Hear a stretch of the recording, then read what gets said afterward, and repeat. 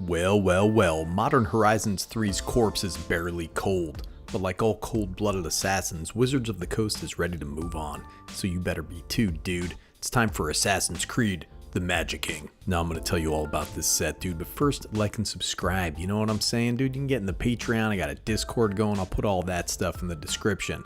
But this booster release contains 54 uncommons, 37 rares, including 5 rare dual lands, 14 mythic rares in addition to the 10 full art basic lands. These cards are going to be legal in Modern, Commander, Legacy, and Vintage, another straight to Modern set. Magic the Gathering Assassin's Creed also includes an additional 2 mythic rares, 6 rares, 8 uncommons, and 9 commons, exclusively found in the starter kit. So this is another straight to Modern set, but no Commander decks this time, thank the gods. I've had enough precons to survive off of for the next 250 years. Now, of course, there are foil-etched, foil, full art, and serialized cards in these packs, but the good stuff is only in the collector packs.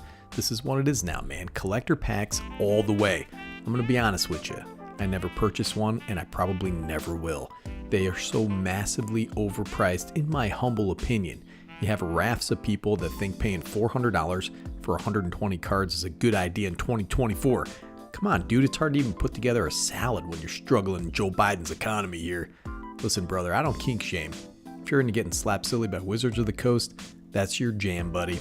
Now, the real pièce de résistance is the Beyond boosters. It's like they pulled this from the Beyond section of Bed Bath & Beyond. Don't peer too hard into the Beyond. The Beyond peers back, and if you're unlucky, the Beyond booster may follow you through the void.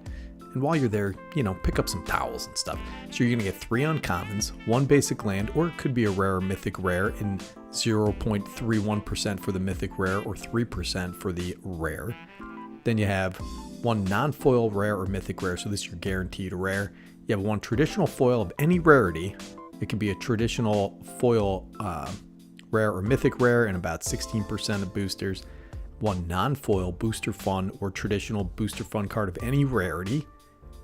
And 1 foil non-token art card. So, Jeebus. So in reality, the whole thing is likely to be garbage, dude.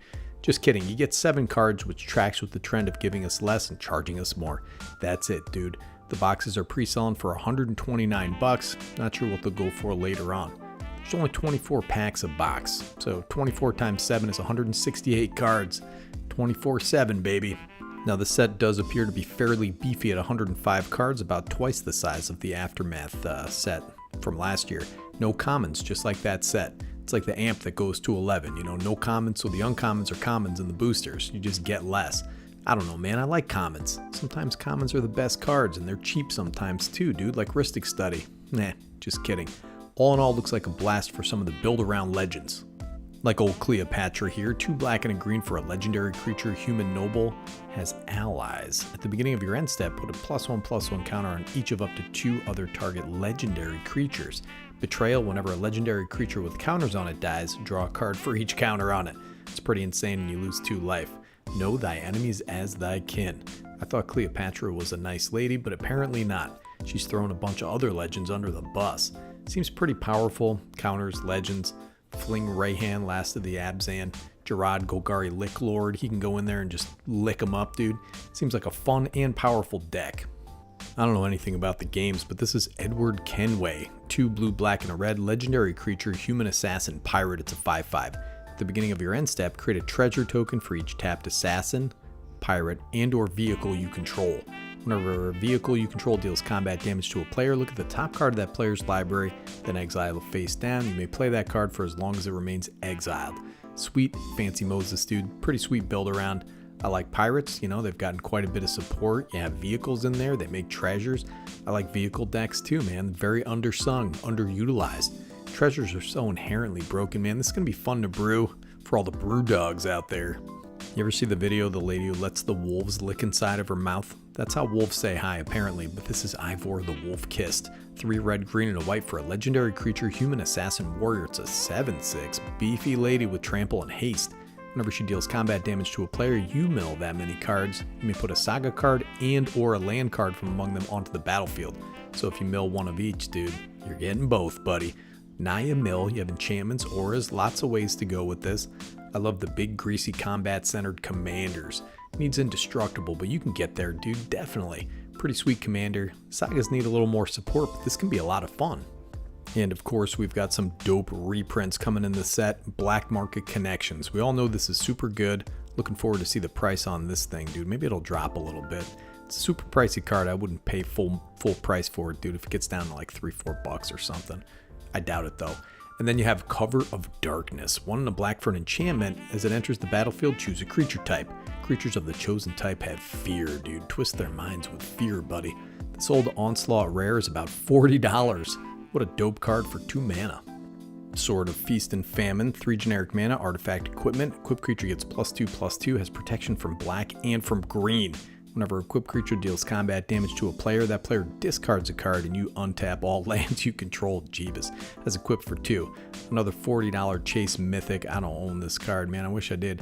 Gotta open those Beyond boosters, I guess, man. Nice reprint. I'm not optimistic this will be a bargain basement deal, even if it is a Kopesh now.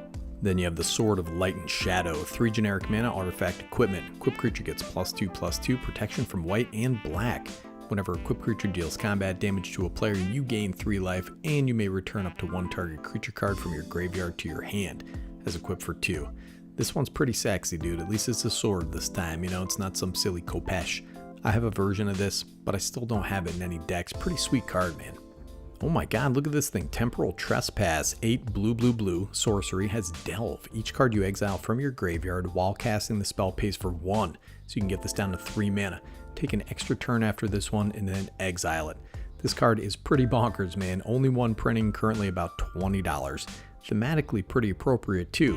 These guys are out there doing time crimes, buddy. And last notable reprint here is Conspiracy. It's an enchantment.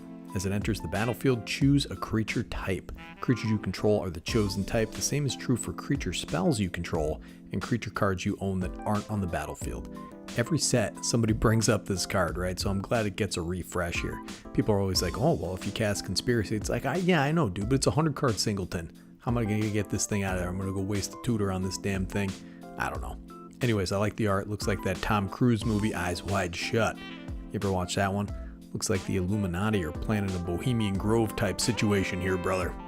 So honestly, dude, I'm a little skeptical of this set. There are 100 cards or so, but honestly, I'm barely finished parsing Modern Horizons 3. I did pick up a few singles recently. You know, those bargain basement $3 and $4 cards I like to do videos on.